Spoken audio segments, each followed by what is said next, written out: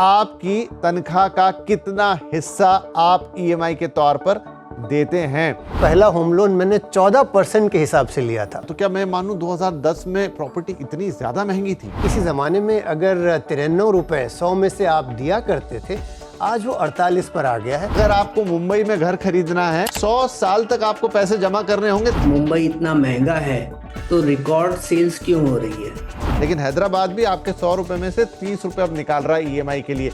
ये चेंज यहाँ कैसे आया? हैदराबाद में मकानों की कीमतें बहुत तेजी से बढ़ी हैं। दूर से देखने में ऐसा लगता है कि बेंगलुरु का मार्केट इस समय बड़ा अनअफोर्डेबल हो गया है। रेंट में बढ़ोतरी होने की वजह से कैपिटल वैल्यू भी उसके साथ साथ बढ़नी चालू हो गई। मजेदार बात यह है कि रिपोर्ट ये कह रही है कि मुंबई आज से पहले कभी इतना अफोर्डेबल था ही नहीं। हो सकता है आगे चल के और अफोर्डेबल हो। इनकम इतनी बढ़ चुकी है, दाम वहीं रह गए, तो चलिए अब घर खरीदा जाए। जब मकानों के दाम गिरते दिखाई देते हैं, हमेशा ये एहसास सताता है कि आज हम जो दाम दे रहे हैं, कल उससे कम दाम में ये मकान मिल सकता है।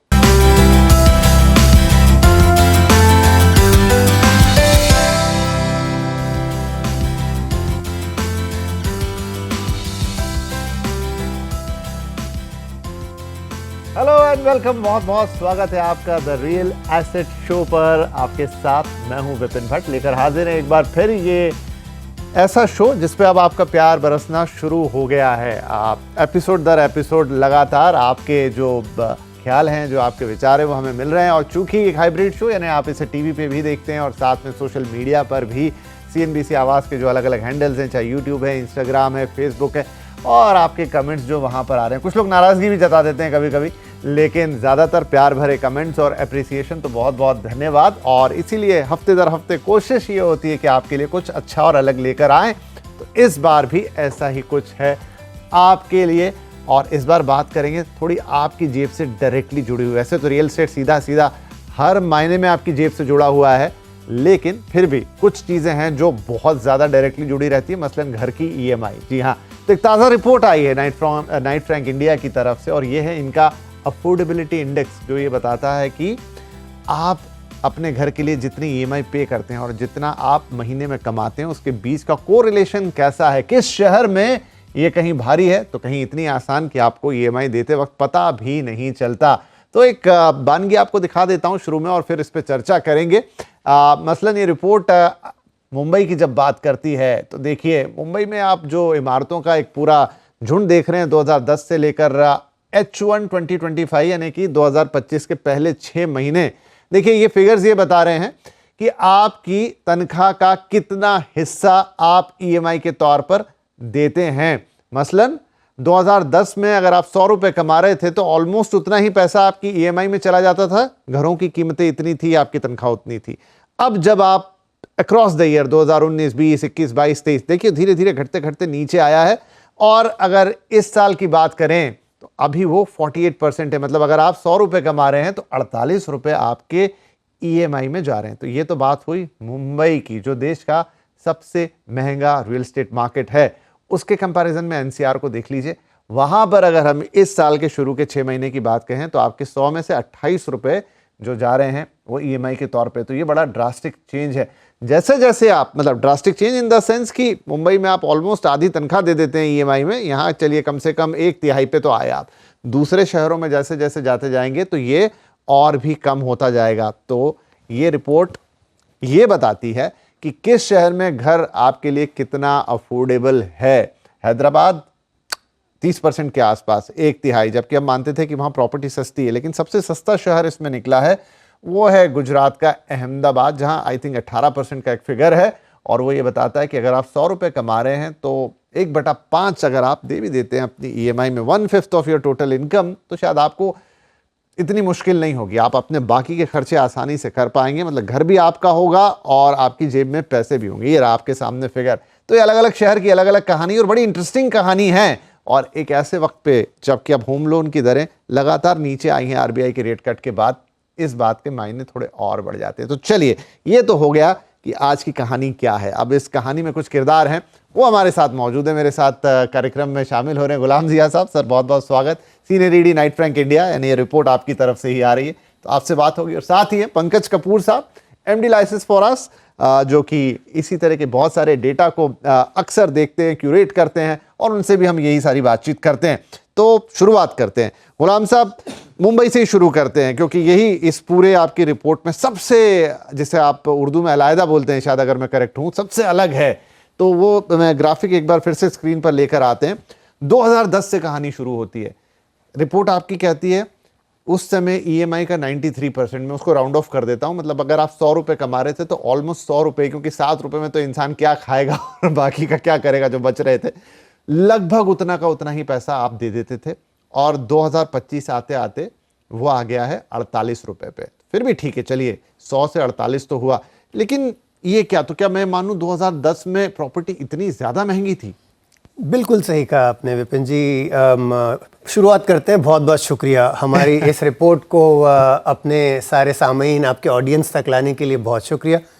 और बिल्कुल, और चूंकि हम शायद इस शहर से ताल्लुक़ रखते हैं, पिछले तकरीबन 30-32 साल का जो मेरा करियर है इस मुंबई नगरी में हमने बिताया है, और इससे जुड़ी हुई जो जिस चीज़ का आपने जिक्र किया कि क्या मकान इतने मुश्किल थे ख़रीदना, बिल्कुल वही हालात थे। दोनों बातें थीं। एक तरफ तो ये कि सैलरी, जो तनख्वाहें हम पाते थे वो इतनी मामूली हुआ करती थीं कि उनके सामने मकान ख़रीदने के लिए जो निवेश की, जो पूंजी लगाने की ज़रूरत थी वो बहुत ज़्यादा थी। और इस दौरान अगर हम जैसा कह रहे हैं कि तकरीबन 95 रुपये, 100 में से अगर 100 रुपये की आमदनी है, 95 रुपये अंदाज़न आपके मकान ख़रीदने पर निकल जाते थे। और ये हकीकत थी उन दिनों, क्योंकि होम लोन मुझे याद है मेरी ज़िंदगी का पहला होम लोन मैंने 14% के हिसाब से लिया था। ओह, मतलब पर्सनल लोन से भी शायद महंगा। बिल्कुल। पर्सनल लोन उन दिनों और ज़्यादा महंगे हुआ करते थे, लेकिन उस 14% से गिरकर आज हम शायद 7-7.5% तक आ गए हैं। तो ये समझना भी बहुत ज़रूरी है कि एक तरफ जहाँ मकानों की कीमतें कम और बढ़ती रहती हैं, दूसरी तरफ हमारी वेल्थ क्रिएशन, हमारा बटवा, हमारा वॉलेट कितना बड़ा होता चला जा रहा है, और तीसरी ओर होम लोन की दरें। ये चंद चीज़ें बहुत महत्व रखती हैं ये समझने के लिए कि आपकी अफोर्डेबिलिटी कितनी है, आप किस हद तक मकान ख़रीदने के लिए अपनी जेब हल्की कर सकते हो। तो ये चीज़ है जो अफोर्डेबिलिटी आंक रही है कि अगर किसी ज़माने में अगर 93 रुपये 100 में से आप दिया करते थे, आज वो 48 पर आ गया है। और जैसा मैंने बताया, ये सारे कारण हैं। एक तरफ तो मुंबई नगरी मुल्क के सबसे बेहतरीन फाइनेंशियल कैपिटल के तौर पर मानी जाती है, तो यहाँ पर जाहिर सी बात है सैलरीज़ या wealth creation, Mumbai stock exchange सबसे बड़ा जो वेल्थ जनरेटर है, इक्विटी मार्केट, वो यहाँ है। तो ये सारी चीज़ें पिछले 25-30 सालों में मुंबई में लोगों के जेबों को भरने का श्रेय इन सब चीज़ों पर जा रहा है। तो एक तरफ तो वेल्थ क्रिएशन हुई है और दूसरी तरफ होम लोन की दरें हुई हैं जो इस कदर गिरी हैं कि आज मकान ख़रीदना आसान हो गया है। तो ओवरऑल मैं बस यही कहना चाहूँगा कि ये बिल्कुल हकीकत है कि वो जो दिन थे जब मकान ख़रीदना सिर्फ ख्वाबों की बात थी, आज वो दिन है जब वो हकीकत बनते नज़र आ रहे हैं। क्या बात है। तो अच्छा, बड़ा इंटरेस्टिंग इसमें एक चीज़ और भी है, दर्शक अगर ध्यान दें तो फिर से वो ग्राफिक्स हम आपको दिखाते हैं कि आप देखिए 2010 में आपने कहा 93-95% थी, ऑलमोस्ट पूरी तनख्वाह उसमें चली जाती थी।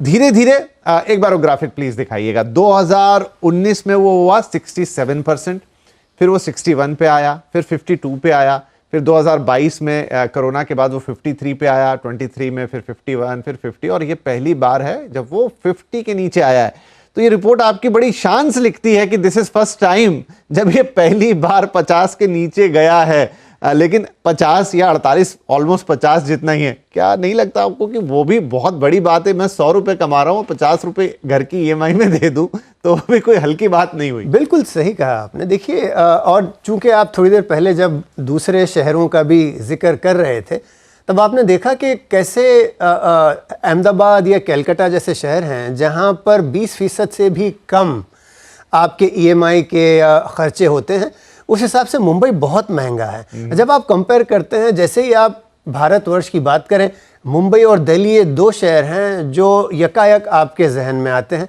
और इन दोनों में फ़र्क आपके सामने है। अगर मुंबई 48% पर है तो दिल्ली शायद अभी 26% पर है, 26% के आसपास है। और वो भी पिछले कुछ वक्तों में दिल्ली में अफोर्डेबिलिटीज़ ख़राब हुई हैं, मतलब वहाँ पर मकान और तनख्वाहों की दरों में ऐसे मकानों की कीमतें ज़्यादा बढ़ी हैं और वेल्थ क्रिएशन इतना नहीं बढ़ा, जिसके कारण अफोर्डेबिलिटी दिल्ली की घटी है, मुंबई की बेहतर हुई है।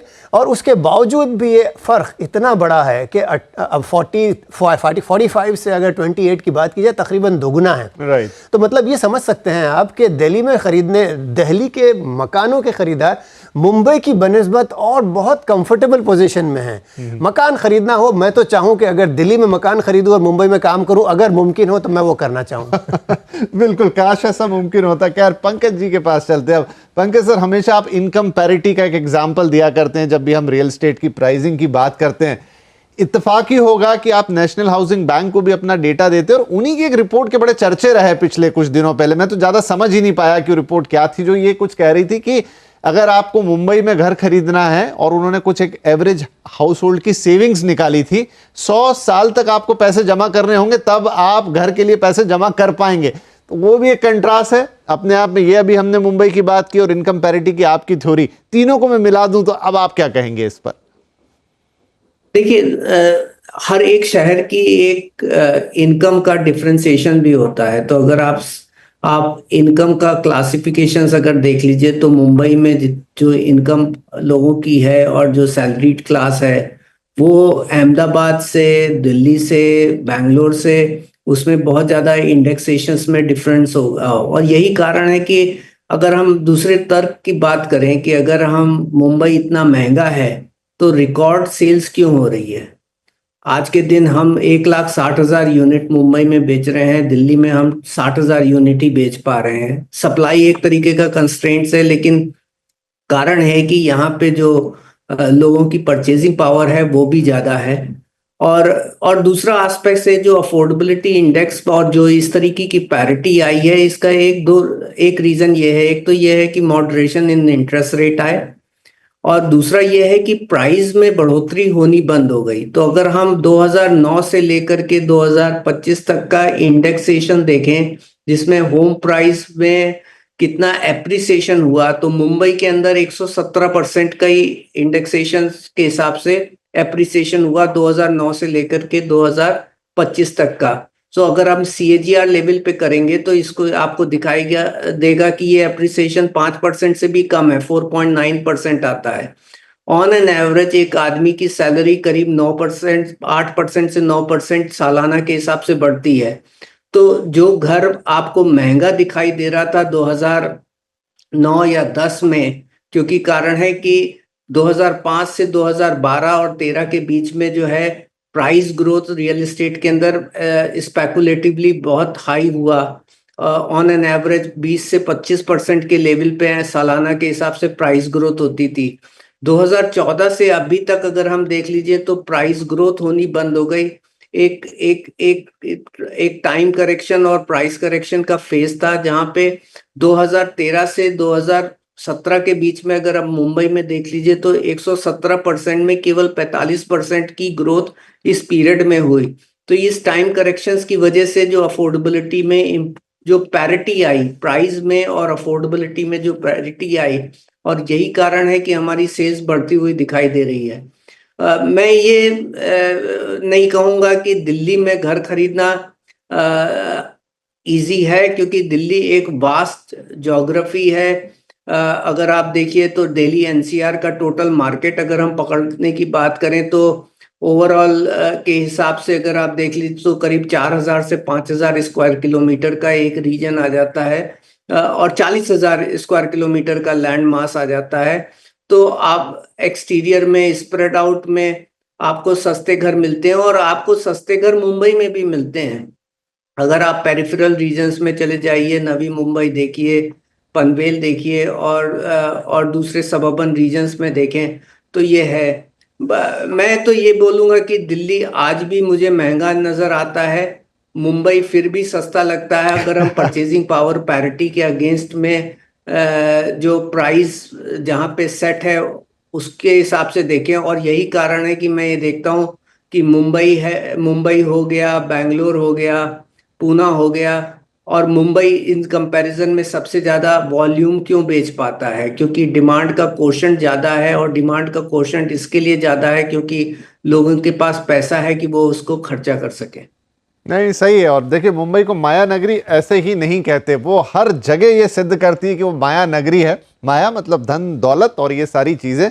तो पूरा देश एक तरफ और अकेली मुंबई एक तरफ। और इस पे बात करेंगे।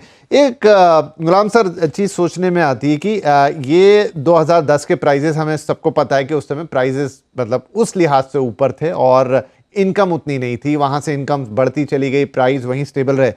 लेकिन जब तक कोरोना यानी 2019 की शुरुआत और फिर 2020 स्टक नहीं हुआ, आया नहीं, हिट नहीं किया, तब तक भी रियल एस्टेट में तो मतलब बिल्कुल एक सुस्ती थी, खामोशी सी थी। शुरुआत में तो सबको लगा कि अब कोरोना के बाद तो रियल एस्टेट बस वो जिसे कहते हैं nail in the coffin type का मामला हो जाएगा। लेकिन पूरी कहानी बदल गई उसके बाद, और वो हमें पता है क्यों बदली। लेकिन ये जब सारी चीज़ है, मतलब 2010 से 2020 तक का भी पीरियड जो है, लंबा पीरियड है, तब ये चीज़ें कभी एक्शन में क्यों नहीं आई? मतलब तब ऐसा क्यों नहीं हुआ कि भाई हाँ, इनकम इतनी बढ़ चुकी है, दाम वहीं रह गए, तो चलिए अब घर खरीदा जाए? वो तब भी नहीं हो रहा था। इसको मैं एक चीज़ पर ज़्यादा आपका तवज्जो दिलवाना चाहूँगा, वो ये है कि मकान की ख़रीदारी ये उमूमन मार्केट पर भी लार्जली डिपेंड करती है। और मार्केट जब मैं कह रहा हूँ तो टिपिकल रियल एस्टेट का एक प्रॉपर्टी साइकिल जिसका हम जिक्र करते हैं कि जब मकानों के दाम गिरते दिखाई देते हैं तब कम ख़रीदार होते हैं जो आगे बढ़ के मकान ख़रीदना चाहते हैं। ओके।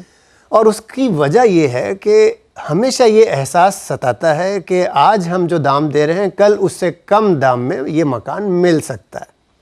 तो इसे हम अंग्रेज़ी में फॉलिंग नाइफ थ्योरी कहते हैं कि गिरता हुआ चाकू जिससे पकड़ना बहुत मुश्किल है। तो उमूमन लोग जब बाज़ारों में गिरावट हो तब ख़रीदार कम होते हैं।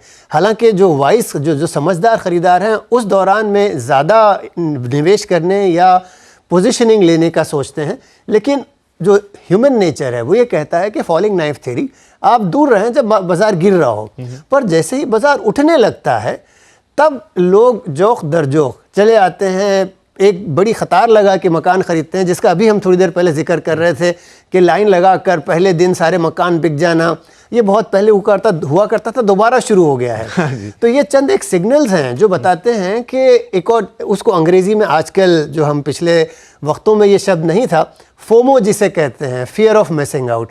तो आज लोग मकान इसलिए भी ख़रीद रहे हैं कि उनको लगता है आज अगर मैं ना ख़रीदूँ तो कल मैं मिस कर जाऊँगा, I will miss the bus. और ये वो रीज़न है जिसके कारण ये ख़रीदारी भी बढ़ रही है। और फिर प्रॉपर्टी क्लॉक जिसे हम कहते हैं वो 12 बजे की पोजीशन तक चलता है, जिसके बाद फिर वो गिरावट शुरू होती है।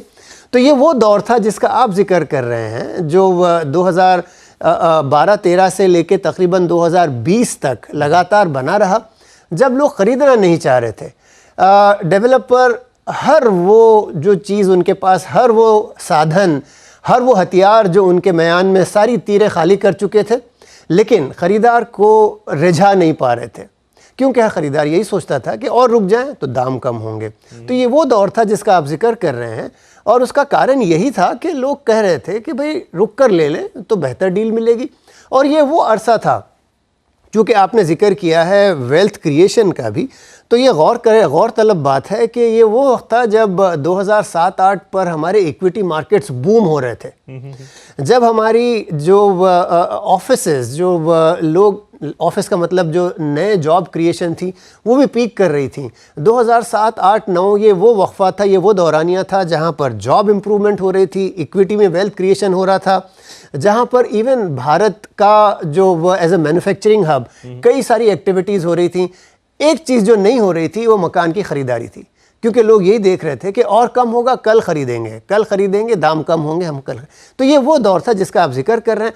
और यही वो चीज़ है जिसका अभी पंकज भी बता रहे थे कि लगातार मकानों की कीमतें कम हुई हैं और वेल्थ क्रिएशन बढ़ता चला गया है। लोगों की जेबें भारी हो रही थी लेकिन मकान में निवेश नहीं हो रहा था। पर 2000, जैसा आपने बताया, कोविड के दूसरी ओर जब ये एहसास जागा कि अब मकान ख़रीदना है, उसी के साथ ये भी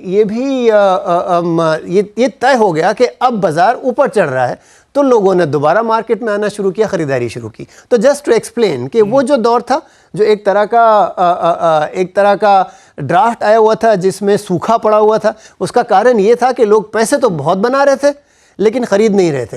आज वो सारा पैसा लगाकर, जो आज 2 साल पहले मकान 100 रुपए का हुआ करता था, आज 200 में खरीद रहे हैं, क्योंकि उन्होंने वो पैसा उस दौरान में इकट्ठा किया है, वेल्थ जमा हुई है और उसको आज लाके खरीदा जा रहा है। मकानों में डबल दाम देके मकान खरीदे जा रहे हैं। क्या बात है, ये आपने एक और चर्चा का विषय छोड़ दिया कि क्या डबल दाम देके खरीदे जा रहे हैं। इस पे और आगे आते हैं और शहरों पे भी जाएंगे, लेकिन उससे पहले पंकज जी एक बार फिर मैं मुंबई की बात करूंगा, और वो इसलिए कि अगर हम कह रहे हैं कि आज की तारीख में 100 रुपए कमा रहे हैं तो 50 रुपए की EMI अभी भी मुंबई ले रहा है आपसे, यानी कि सबसे ज़्यादा यहाँ पर आपकी भारी EMI है। दूसरी तरफ किराए भी बहुत बड़े हैं।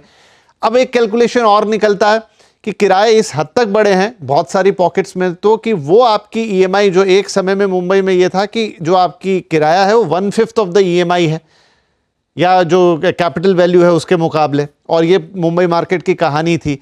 लेकिन अब तो कई जगह ऐसा हो गया है कि मान लीजिए कि आपकी 100 रुपए की EMI है तो किराया कई जगह 60 से 70 रुपए तक चला गया है।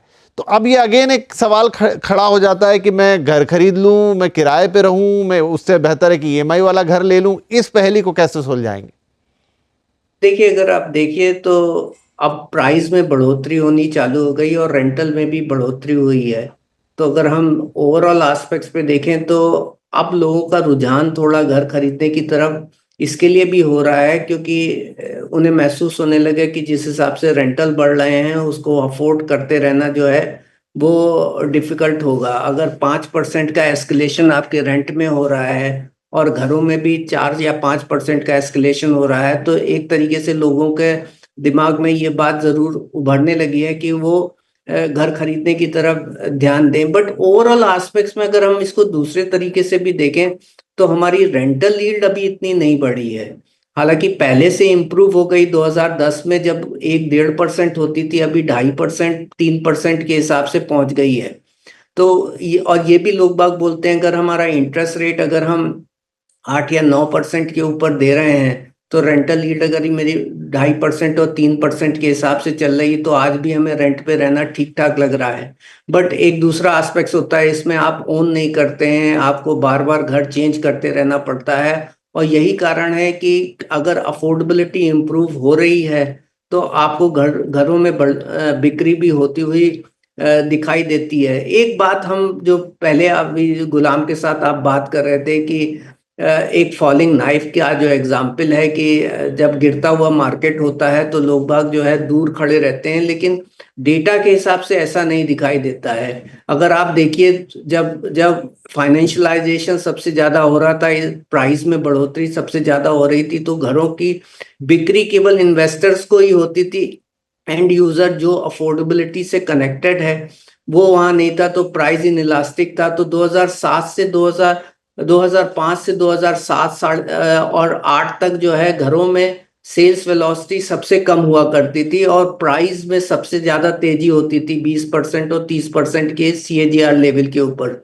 बट जब हमारा दो पोस्ट लेमन ब्रदर क्राइसिस जब 2009 में प्राइस करेक्शन हुआ तो 9 या 10 में हमारी सबसे ज्यादा वॉल्यूम आए। अगर आप थाने में देखिए तो आपका 4,000 का भाव घट के 2,500 रुपए के करीब आ गया था एवरेज प्राइस, और उस पीरियड में सबसे ज्यादा घरों के अंदर जो है खरीदी होती हुई दिखाई दी। और तो मेरा अपना, और इवन ड्यूरिंग द कोविड के वक्त पे सबसे बड़ा कंसर्न था कि लोग बाग अपने जॉब की इनसिक्योरिटी है, लेकिन कोविड एक ऐसा पीरियड था जहां बिल्डर ने आगे बढ़कर के करेक्शन किया प्रॉपर्टी प्राइसेस में, और जैसे ही अफोर्डेबिलिटी बढ़ी वैसे ही वॉल्यूम आया। और वो वॉल्यूम कंटिन्यू इसके लिए हुआ क्योंकि प्राइस राइज जो है वो मॉडरेट रही और थोड़ी प्रोडक्टिव रही, स्पेकुलेटिव नहीं रही, और अफोर्डेबिलिटी की पैरिटी रही।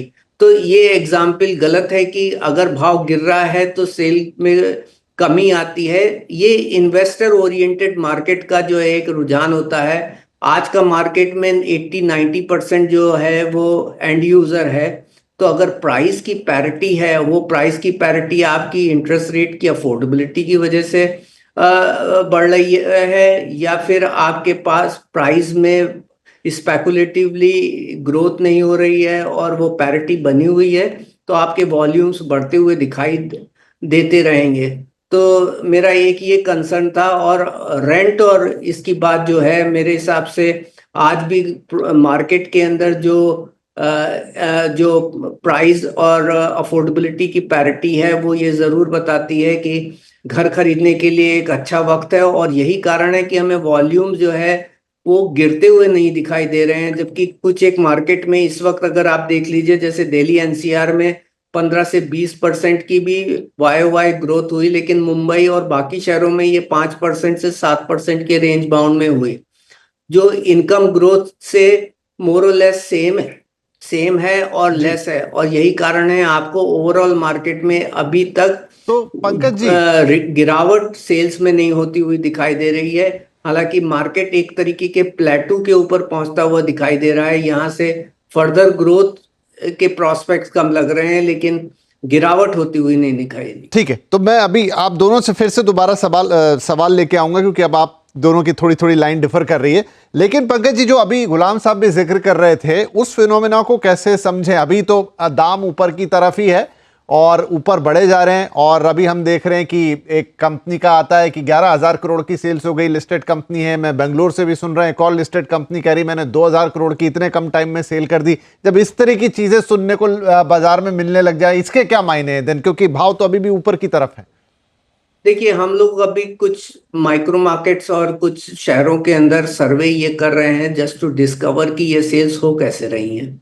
तो ये आज के दिन जो गुलाम ने पहले भी बोला कि यहाँ पे अंडर राइटर और ट्रेडर्स मार्केट में काफी आ गए हैं, और ये सेल्स जो है ये इनको की जाती है। और ये सेल्स जो है एक दिन की सेल्स नहीं है। लॉन्च तो वो आज कर रहे हैं, लेकिन पीछे उसमें 1 साल 1.5 साल तक का काम होता है। चैनल पार्टनर के साथ सेटिंग होती है, वो लोग चेक्स लेकर के आते हैं, एक डिस्काउंटेड प्राइस के ऊपर ऑफर दिए जाते हैं, एक मार्केटिंग का एफर्ट होता है, और जिससे इस तरीके की सेल्स हो रही है। एक इंटरेस्टिंग डेटा पॉइंट उभर के आ रहा है। कुछ एक माइक्रो मार्केट में सिचुएशंस ये हो गई है कि बिल्डर आधे से ज्यादा माल जो है वो पहले अंडर राइटर और ट्रेडर को बेच रहा है। ये थोड़ा कंसर्न मार्केट में उभरते हुए दिखाई दे रहे हैं, जहां पे प्राइस ग्रोथ के साथ साथ वॉल्यूम की भी ग्रोथ होती हुई दिखाई दे रही है। ये थोड़े से जो है ये मेकअप सेल्स हैं। This is not a regular. तो इसका मतलब है कि खरीदार या जेन्युइन इन्वेस्टर फिर बाजार में से कम हो रहे हैं, या जेन्युइन इन्वेस्टर्स बाजार से कम हो रहे हैं। और जो चैनल पार्टनर जो जिस भाव पे आपको मार्केट में जब लॉन्च होता है और प्राइस कोट करते हैं, उससे 30 से 35% डिस्काउंटेड रेट पे ये इन्वेस्टर्स को माल बेचा जाता है। ठीक है। तो गुलाम साहब, आप जो बात कह रहे थे पंकज साहब, क्योंकि उसी में बात होते होते आगे निकल गई कि अगर मान लीजिए चढ़ रहा है तो फिर से सेल्स क्यों? उसके लिए उन्होंने एक अलग दलील दी कि ये इस समय फिर अब एक नया खेल शुरू हो गया है। एक आपने जो बात हमें समझाई, तो अब उसके आगे कैसे हम दर्शकों तक एक क्लियर मैसेज देंगे? देखिए, ये बाज़ार का रेगुलर फीचर है। रियल एस्टेट में ये आज नहीं, कई अरसे से चलता चला आ रहा है। और चूंकि प्रॉपर्टी क्लॉक की बात हो रही थी, प्रॉपर्टी क्लॉक टिपिकली 10-12 वर्ष का आंका जाता है। बहुत सारे कंट्रीज़ में हमने ये मापा है कि 10 से 12 साल का प्रॉपर्टी क्लॉक है, जिसमें आप ये सारा 12 बजे से पूरा 6 बजे से दोबारा वापस 12 तक आते हो। और इसमें ये बहुत कॉमन फीचर्स हैं जिसका हम जिक्र कर रहे हैं। ऐसा नहीं है कि ये चकित करने वाली बातें हैं और हम अचंभे में आ गए हों, ऐसा नहीं है। और जिस चीज़ का अभी पंकज जी भी जिक्र कर रहे थे, चाहे वो अंडर राइटर्स की बात हो या इन्वेस्टर्स की बात हो, ये एक और इम्पॉर्टेंट फैक्टर है जो रियल एस्टेट में हम उमूमन जब इन्वेस्टर की बात करते हैं तो कहीं ना कहीं जो ख़रीदार हैं, एंड यूज़र्स हैं, उनके चेहरे पे कुछ शिकनें आती हुई दिखाई देती हैं। और ये क्या है इन्वेस्टर, लेकिन इन्वेस्टर का बाज़ार में एक बहुत इम्पॉर्टेंट कैरेक्टर प्ले करते हैं। इन्वेस्टर एक तरह से कैपिटल प्रोवाइड करते हैं रियल एस्टेट डेवलपर को। टिपिकल कैपिटल प्रोवाइड करने के तरीके 2 या 3 हैं। या तो आप बैंक से लाइक डेवलपर बैंक से कैपिटल लेता है, डेट लेता है, या इक्विटी बाज़ार से इक्विटी अपनी बेचकर उससे पैसे लेता है, या फिर कंज्यूमर एडवांसेस, जब हम जैसे लोग मकान ख़रीदते हैं तो हम एडवांस देना शुरू करते हैं। तो ये 2 या 3 तरीक़े हैं जिनके through developer real estate construction को फाइनेंस करता है, और इन सब में इन्वेस्टर एक बहुत ही अच्छा रोल प्ले करते हैं। लेकिन मसला उस वक्त खड़ा होता है जब इस तरह की प्रैक्टिसेस शुरू हो जाती हैं कि इन्वेस्टर को सस्ते दामों में, क्वांटिटी में अंडरराइटर को दे दिया गया, और वो सिर्फ वो इन्वेस्टर ना होके वो सिर्फ एक मुतय्यन वक्त के लिए वो अपने पास उठा कर रख देते हैं सामान, और बाद में ख़रीदारों को बेचते हैं। तो ये एक तरह का होर्डिंग जिसे हम कहते हैं, वो वाला समा बंधना शुरू हो जाता है, और वो वंस अगेन दर्शाता है कि मार्केट अब पीक पर पहुंच रही है, अब टूटने को है जी। क्योंकि ये वो वक्त है जब चाहे वो ट्रेडर हों या अंडरराइटर हों, होर्ड्स में चले आते हैं, भीड़ में चले आते हैं और ले लेते हैं, लेकिन उनको एंड यूज़र, देखिए आखिरकार मकान बनता है एंड यूज़र के लिए, वो निवेशक के लिए नहीं बनता, वो ट्रेडर्स के लिए नहीं बनता, वो होर्डर्स के लिए नहीं बनता। आखिर में आप हम जैसे लोग जिनको अपने सर पर छत की ज़रूरत है वो आके मकान ख़रीदने वाले हैं। तो ये एक टेम्परेरी प्लेटफॉर्म जैसा क्रिएट किया जाता है, उसका डेफिनेटली इम्पोर्टेंस है, लेकिन इतना नहीं, क्योंकि जब उसको इतना अनड्यू इम्पोर्टेंस दिया जाता है तब वो मार्केट क्रैक होना शुरू होता है, और मेरा ख्याल है वो वक्त आता हुआ दिख रहा है। क्योंकि जैसे सबसे, और ये मान लें कि उमूमन ये नॉर्थ से ही शुरू होता है। हमने अब तक ये देखा है जब दिल्ली में होर्डिंग वाले मामलात सामने आने लगते हैं तब दूसरे मार्केट्स में भी वो समा बनना शुरू होता है कि भाई क्यों ना हम भी ख़रीदें, होर्डिंग करें। तो शायद मुंबई बेंगलुरु ज़्यादा दूर नहीं है, लेकिन दिल्ली में तो वो क्रैक्स आते हुए अब दिखाई दे रहे हैं। चलिए ठीक है, अब मेरे ख्याल से हम अपने इस विषय से बात करते करते बहुत दूर निकल गए, जिस पे हमने बात करना शुरू की थी कि आपकी ईएमआई और वो, क्योंकि देखिए ये सारी बातें भी जो हमने की जुड़ी हुई तो कहीं ना कहीं आपके उस डिसीजन मेकिंग से ही कि एग्जैक्टली बाजार में हो क्या रहा है। Now coming back to the other city, बाकी शहरों की मैं बात करूं, पुणे, बेंगलुरु, चेन्नई, कोलकाता या टिल एन एक्सटेंड अहमदाबाद, जो कि बहुत ही नीचे 18% पे, लेकिन ये बाकी के सारे 22, 23, 24, 27 है। लेकिन इनमें गुलाम साहब एक शहर अलग है जो मुझे उम्मीद नहीं थी, वो है हैदराबाद। हैदराबाद में ये 30 रुपये दिखा रहा है, हालांकि अगेन ये अफोर्डेबल कहलाएगा कंपेयर टू बॉम्बे या कुछ और, लेकिन फिर भी हैदराबाद से ऐसा लगता था कि यहाँ पे भी कुछ 18, 15, 17 या 20, 22 टाइप का आंकड़ा आएगा, लेकिन हैदराबाद भी आपके 100 रुपये में से 30 रुपये अब निकाल रहा है ईएमआई के लिए। ये चेंज यहाँ कैसे आया? हैदराबाद उन शहरों में से एक है जहां पर मकानों की कीमतें बढ़ने की रफ्तार दूसरे शहरों की बनिस्बत काफ़ी तेज़ रही है। और चूंकि हैदराबाद एक और भी आईटी को प्रोवाइड करता है, एसेंशियली ये टेक्नोलॉजी ड्रिवन शहर है, जैसे हमारे बेंगलोर, चेन्नई वगैरह हैं। और टेक्नोलॉजी ड्रिवन शहरों में सैलरी के इंक्रीज़ होने की रफ्तार इतनी तेज़ नहीं होती। जैसे अगर हम मुंबई की बात कर लें, जाहिर सी बात है मुंबई में जो इतनी ग्रोथ हुई है उसका सबसे बड़ा श्रेय जाता है इक्विटी मार्केट को, क्योंकि यहाँ पर majority of your equity buyers Mumbai में क़याम करते हैं। उसके बाद फिर चूँकि ये फाइनेंशियल कैपिटल माना जाता है, तो जितने बड़ी बड़ी बैंक्स, NBFCs, FIs, FIIs जितने भी हैं वो सब यहाँ हैं। तो उनके जो स्टाफ हैं, उनके CXOs, उनके सारे लोगों की तनख्वाहें भी उसी रफ्तार से बढ़ी हैं।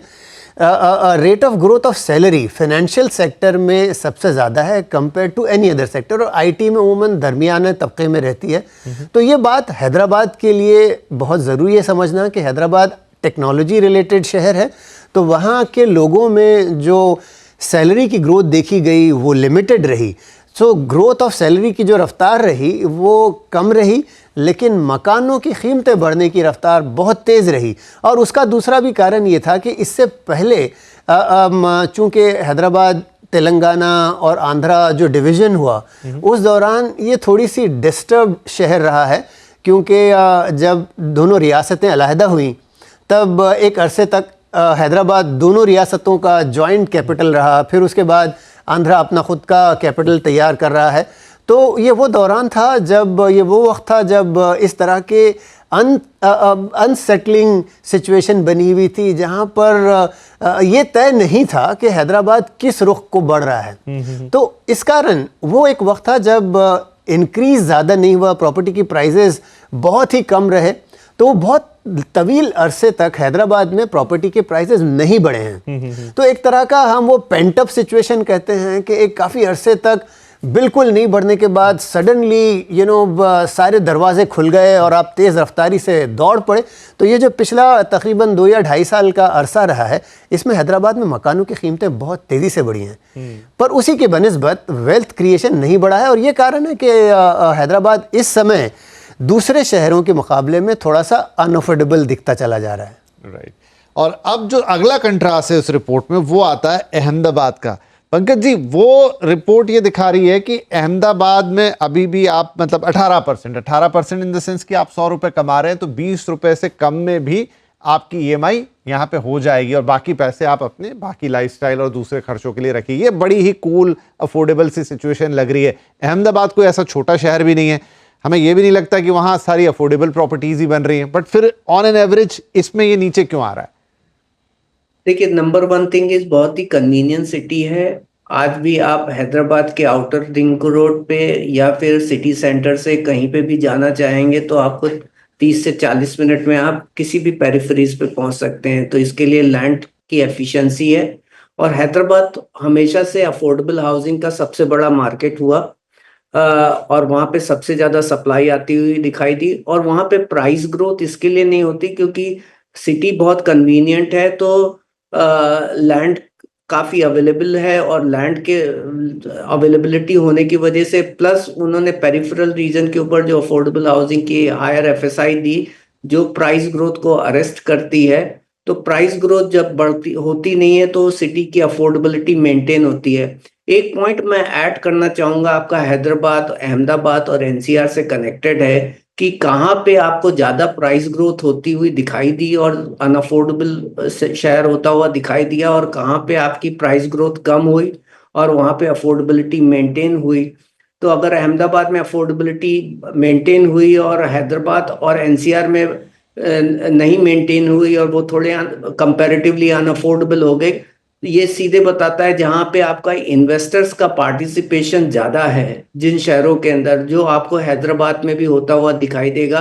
वहां पे भी हमारे रीसेंट सर्वे ने ये बताया कि भाई majority of the stock is getting sold to the investor first and हालांकि वो लॉन्ग टर्म इन्वेस्टर्स हैं जो बड़ा जो है डाउन पेमेंट करते हैं, लेकिन major stocks is getting sold to the investors. और इन्वेस्टर को टाइड अप रखने के लिए जो है बिल्डर जो है वो भाव भी बढ़ाते हैं और क्योंकि उन्होंने स्टॉक ज्यादातर पहले ही काट दिया है तो उनके पास लिवरेज भी रहती है कि वो भाव बढ़ा करके मेंटेन कर सकें प्राइस को। तो Delhi NCR Hyderabad market highly investor oriented है, यही कारण है आपको वहां पे प्राइस ग्रोथ आपको ज्यादा दिखाई देती है।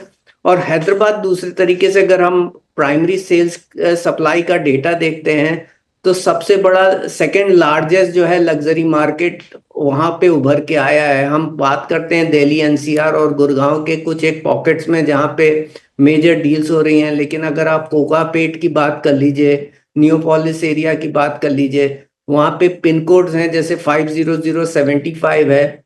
ये इंडिया का largest contributor of in terms of value है जहां पे घरों की सेल्स हो रही है।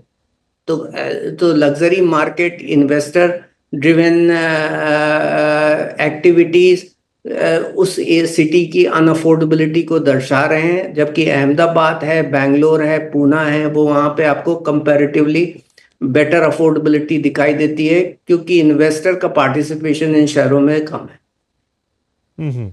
राइट। तो देखिए 3 शहर हम ले लेते हैं लाइन से। पुणे 22% जो है बता रहा है कि ऑलमोस्ट आपको अपनी सैलरी का 1/4 से भी कम खर्च करना पड़ रहा है, या 150 पकड़ लीजिए। उसके बाद है कोलकाता जहां 23%, ये भी लगभग उसी लाइन में है, और चेन्नई 24%, 22, 23, 24। पुणे, चेन्नई और कोलकाता, ये 3 ऐसे शहर हैं जहां पर अफोर्डेबल मतलब एक आसानी से आप अपनी बाकी की भी लाइफ में खर्चे कीजिए और एक घर भी आप ओन कर लीजिए।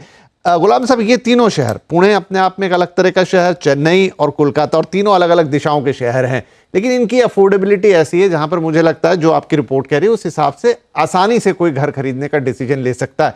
इन तीनों ही शहर की क्या कहानी है? देखिए ये 3 शहर अपने आप में कम से कम 2 शहर अलग मंजर दर्शाते हैं।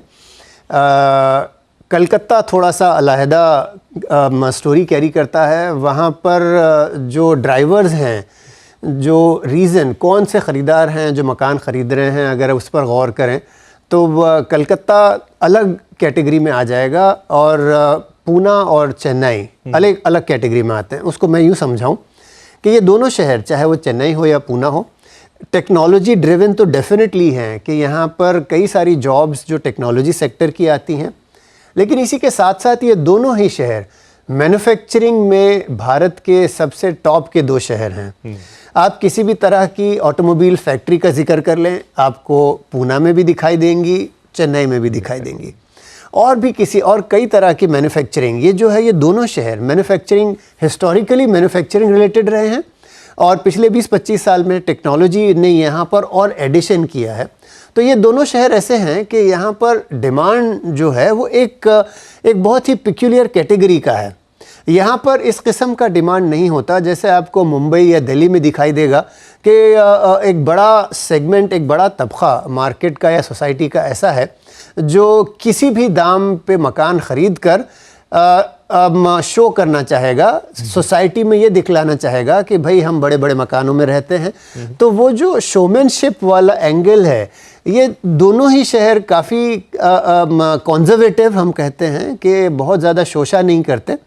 तो ये दोनों शहरों में जो अगर जेब में पैसे हों भी, पर ख़रीदार वैल्यू परचेज़ पर बिलीव करता है कि हमें वैल्यू देखना है, तो खामखा हम मकानों के पीछे पैसे नहीं बर्बाद करेंगे।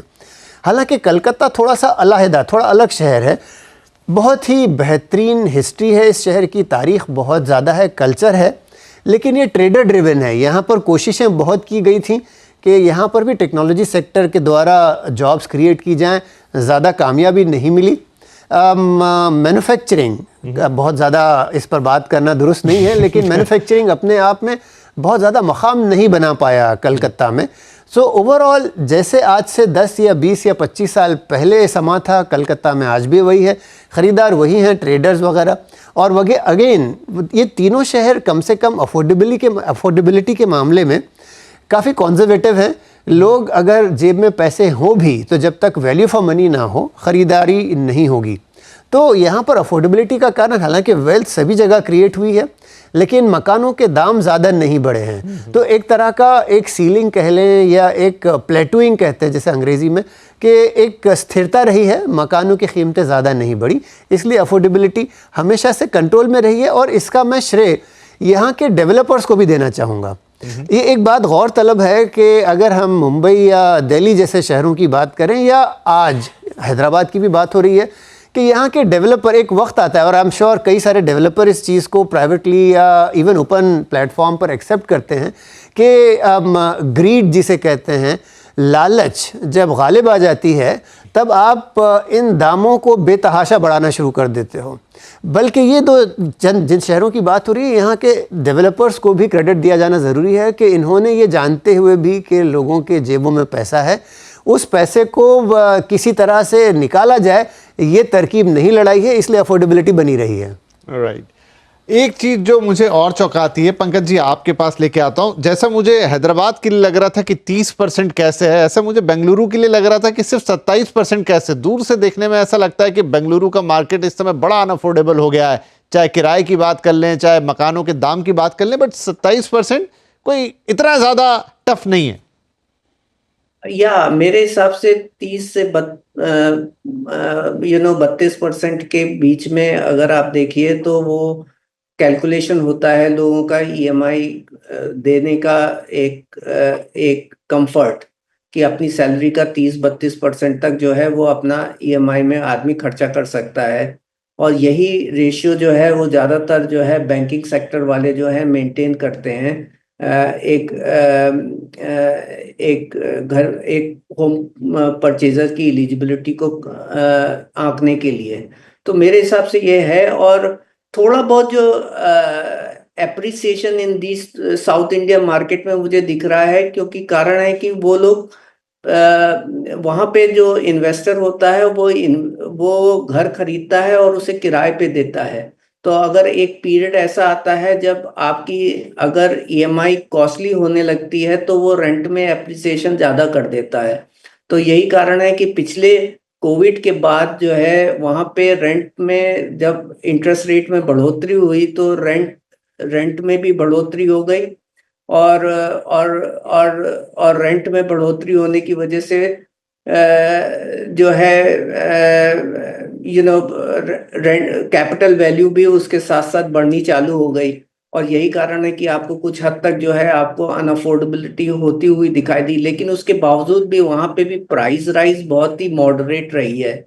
एनी मार्केट जहाँ पे प्राइस राइज आपकी 9% 10% सालाना के लेवल से नीचे है, वहां पे मैं बोलता हूँ वो प्रोडक्टिव प्राइस राइज है और इतनी अफेक्ट नहीं करती है अफोर्डेबिलिटी को। और जिस तरीके के इंटरेस्ट रेट कम हुए हैं, मुझे लग रहा है कि आगे चल कर के बैंगलोर में भी आपको इम्प्रूवमेंट होता हुआ दिखाई देगा गोइंग फॉरवर्ड।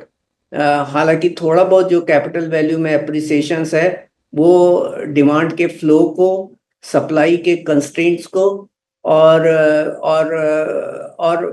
इन्फ्लेशन ड्रिवन और डिमांड ड्रिवन मुझे होता हुआ दिखाई दिया है।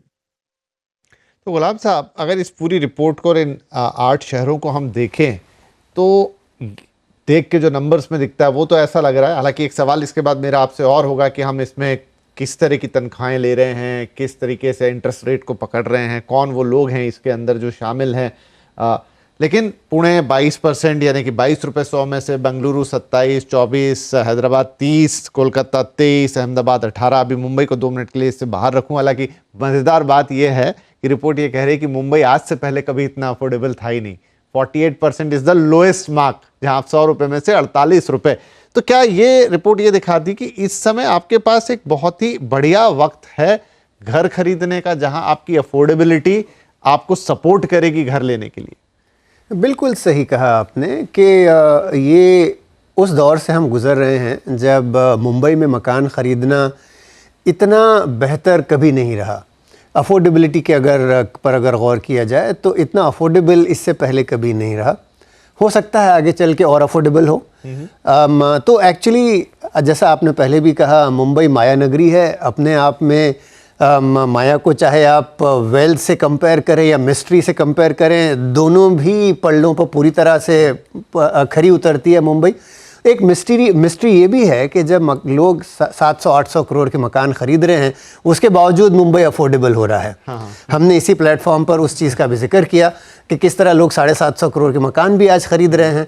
तो ये एक अगर केवल अफोर्डेबिलिटी की बात की जाए तो यूँ भी कहना ज़रूरी है कि मुंबई जैसे शहर में जो नया स्टॉक आ रहा है, जो सैटेलाइट सिटीज़ अगर हम कह लें, जिसका जिक्र पंकज जी भी पहले कर रहे थे, कि चाहे वो अगर हम पेन पनवेल वाला बेल्ट ले लें जहाँ पर एक नई मुंबई की स्थापना हो रही है, चीफ मिनिस्टर ने एक मुंबई 3 का कॉन्सेप्ट जो आगे लेकर आ रहे हैं, या फिर अगर हम कल्याण भिवंडी बाईपास जो पूरा लोकेशन है उसका जिक्र करें, या फिर अगर हम विरार और उसके आगे पालघर की तरफ चलें, ये कई सारे ऐसे मकान आ रहे हैं जो 50 लाख से नीचे की कैटेगरी के हैं। 25 से 50 लाख के दरमियान के मकान आज मुंबई में बन रहे हैं और लोग वहाँ जाकर इसलिए ख़रीद रहे हैं कि इंफ्रास्ट्रक्चर इम्प्रूव हुआ है, कनेक्टिविटीज़ इम्प्रूव हुई हैं, चाहे वो कई सारे मेट्रोज़ जो बन रहे हैं और कई रोड्स और कई सारी चीज़ें हो रही हैं। तो इन सब के चलते मकान अफोर्डेबल आज मिलना शुरू हुए हैं। तो जहाँ एक तरफ 750 करोड़ का मकान है, दूसरी तरफ 20-25 लाख के भी मकान हैं, और वो तादाद जो क्वांटिटी उन मकानों की है वो बहुत बड़ी है। एक और जो अचंभा करने वाली बात है वो ये है कि मुंबई, जिसे हमेशा हम अनअफोर्डेबल समझते हैं, यहाँ पर 50 लाख से नीचे के दर के जो मकान हैं वो बाकी सारे शहरों के बनिस्बत कई ज़्यादा हैं। ये चीज़ लोगों को समझना थोड़ा कठिन होता है कि मुंबई में इतनी बड़ी सप्लाई 50 लाख से नीचे के मकानों की अगर अवेलेबल है तो हम मुंबई को इतना अनअफोर्डेबल क्यों समझते हैं। दरअसल एक तस्वुर सा बन गया है मुंबई को धारावी से जोड़ना कि लोग झोपड़ी में रह रहे हैं, फुटपाथ पे रह रहे हैं। वो पुराना किस्सा था, लद गई वो मुंबई। नई मुंबई वो है जहाँ पर हर किसी के लिए मकान है, और उस मकान तक पहुंचने के लिए अब इंफ्रास्ट्रक्चर भी है। तो अफोर्डेबिलिटी इस प्रकार इंप्रूव हुई है। और ओवरऑल आप जब दूसरे शहरों की बात कर रहे थे, दूसरे शहरों में चंद एक शहर जैसे अहमदाबाद का अगर हम ख़ास तौर से जिक्र करें, यहाँ पर इंफ्रास्ट्रक्चर पहले आया, रियल एस्टेट बाद में आया। दिल्ली में इंफ्रास्ट्रक्चर आज से कुछ पिछले 15-20 साल में जो इम्प्रूवमेंट हुआ है वो सबसे बेहतरीन है। मुंबई दूसरे दर्जे पर इंफ्रास्ट्रक्चर बना रहा है, उसके बाद बेंगलोर की बारी है। सो धीरे धीरे शहरों में इंफ्रास्ट्रक्चर इंप्रूव हो रहा है और उसके चलते अफोर्डेबिलिटी और बेहतर होगी। और वो सब के दरमियान हम अगर होम लोन के इंटरेस्ट की दरों की भी बात कर लें, वो तो ऊपर नीचे होती रहती हैं, साइक्लिक है। इस समय एक और दौर चल रहा है शायद पिछले चंद महीनों से कि अब इंटरेस्ट की रेट गिरते हुए दिख रहे हैं। शायद अगले साल 1.5 साल तक तो उस किस्म का माहौल बना रहेगा, अनलेस इन्फ्लेशन कोई बहुत ही बड़ा सरप्राइज़ हमारे लिए ले आए। पर उसके गैर मौजूदगी में इंटरेस्ट रेट अब गिरते हुए दिख रहे हैं। तो अगर पिछले 6 महीनों में 100 बिप्स गिरा है तो आगे चल के और भी गिरता हुआ दिखाई देगा। मैं शायद कोविड के तुरंत बाद जो हमने होम लोन की इंटरेस्ट की दरें देखी थी 6.25% तक चली आई थी, 6.5 पौने 7 हिस्टोरिकली सबसे कम इंटरेस्ट रेट्स कोविड के तुरंत बाद हमने देखे। तो हो सकता है हम उस तरफ चल रहे हों कि आज तो शायद 8 के आसपास है, होते हुए और 1%, 1.5% और गिरेगा, क्योंकि ये जैसा मैंने कहा ये साइकिल है। तो आगे चल के अफोर्डेबिलिटी और इम्प्रूव होगी, लेकिन ये सब उस वक्त मुमकिन है जब डेवलपर्स को भी साथ देना होगा कि मकानों के दाम इतने ना बढ़ा दिए जाएं कि लोगों की जेबें खाली हो जाएं। क्योंकि एक तरफ उनको ये एहसास हो रहा है कि लोगों की जेबें ज़्यादा भर रही हैं, तो हर वो पैसा जो उनके जेब में है निकालने के पीछे ना पड़ते हुए जो मार्केट है उस पर ध्यान देते हुए उसको प्राइस को, जैसे अभी पंकज जी भी कह रहे थे कि प्रोडक्टिवली ग्रो करें, इतना ज़्यादा ना ग्रो करें कि लोग अगला मकान ख़रीदने को तरस जाएँ, अफोर्डेबिलिटी इस पर इम्पैक्ट आ जाए। तो बस वही है कहानी, अफोर्डेबिलिटी इस समय बनी हुई है। और मकान ख़रीदने के लिए देखिए एक और चीज़ जो हम हमेशा कहते हैं कि हर वक्त सही वक्त है, क्योंकि आज आप जो EMI ले रहे हैं, और हमने भी जो बात कही है कि ये साइक्लिकल है, EMI आज अगले 2.5-3 साल तक वो गिरती हुई परिस्थिति में रहेगी, उसके बाद उठती हुई रहेगी। तो आप जब 15 से 20 साल का दौरानिया देख रहे हो, इंटरेस्ट होम लोन जब आप ले रहे हो, तो 15 से 20 साल में इस तरह के कम से कम 4-5 साइकिल आने वाले हैं। तो उस चीज़ को और तलब उसको अगर आप सामने रखें तो आप ये पाओगे कि मकान खरीदने के लिए कोई भी वक्त बुरा नहीं है, लेकिन इस समय अफोर्डेबिलिटीज बहुत बेहतर चल रही है, तो आज ही खरीद लें। हाँ, और उसमें इंपॉर्टेंट ये होता है थोड़ी सी चीज कि वो जो पहला साइकिल है ना, वो जो आपको कुशन दे देता है, अगर वो गिरता हुआ है 2.5-3 साल बाद तो आपकी भी तनख्वाहें ऊपर निकल जाती हैं, आपकी कंफर्ट और बढ़ जाती है। बिल्कुल, उस लिहाज से ये है। और बाकी हाँ 3-4 साइकिल्स तो आएंगे, लेकिन तब तक आप उन्हें झेलने के लिए आसानी से तैयार रहेंगे। तो पूरी बातचीत में 2 अहम बातें मुझे यहाँ नजर आती। पहली बात तो हुई जो गुलाम साहब और पंकज जी ने अभी अभी कंक्लूड की कि हाँ, देखा जाए इस समय इंटरेस्ट रेट लगातार पिछले 6 महीने में 3 रेट कट हुए, जिसमें 1% नीचे आ गया, और 1-2 रेट कट अगर होते हैं, जो कि हो सकते हैं, होते हुए दिखते भी हैं आगे, तो वो बहुत ही अगेन बहुत ही कंफर्टेबल लेवल पे आ जाएंगे जहां पर आपको होम लोन मिलेंगे। नंबर 1। नंबर 2 की प्राइजेस जो अभी हमने EMI और ये जो कंपैरिजन किया, आपकी इनकम जहां खड़ी है और जो EMI का उसका रेशियो है, जो अनुपात है, मुंबई को छोड़ दें जहां 50% के आसपास आता है, वो भी हिस्टोरिकली लो है, तो बाकी शहरों में तो वो 22 से 30% के बीच है, यानी 1/3 से ऊपर नहीं निकलेगा आपकी कमाई से। 100 कमाएंगे तो 30 रुपए से ज्यादा तो कहीं नहीं देने। अहमदाबाद जैसे शहरों में तो सिर्फ 18 रुपए आपके खर्च होंगे, तो वो भी आपके लिए एक बड़ा कंफर्ट जोन है। तो मौका तो बनता है अगर आप घर लेने का सोच रहे हो। दूसरी तरफ जो एक और जिक्र किया, जो गुलाम साहब ने यहाँ बोला, इनफैक्ट पंकज जी ने भी बोला कि ये एक बड़ा टर्न अराउंड है, जिस तरह के सेल्स के वो अनाउंसमेंट हम सुन रहे हैं, इतना माल बिक गया, ये हो गया, वो हो गया, ये बता रहा है कि यहां से मार्केट शायद अब एक स्टेबिलिटी की तरफ जाए, नीचे जाए, जो भी होना होगा उसका हो, लेकिन एक ठहराव वहां आता हुआ दिखेगा। तो ये भी नोट करने वाली बात है। तो फिलहाल इस एपिसोड को तो यहीं समाप्त करेंगे। पंकज जी, गुलाम सर, आप दोनों का बहुत बहुत शुक्रिया। आई थिंक बहुत सारी बातें आज हमने इसके साइडलाइन पर भी कर ली कि आपकी EMI आपके लिए कितनी इंपॉर्टेंट है और आप कमा कितना रहे, लेकिन पूरा मार्केट अच्छी तरह से समझ में आ गया और शायद कुछ बड़ा होने वाला वो देखा जाएगा। लेकिन फिलहाल आपके लिए एक बढ़िया समय तो है, इतना मुझे समझ में आया। बहुत बहुत धन्यवाद आप दोनों ही मेहमानों का और सभी दर्शकों का। नमस्कार।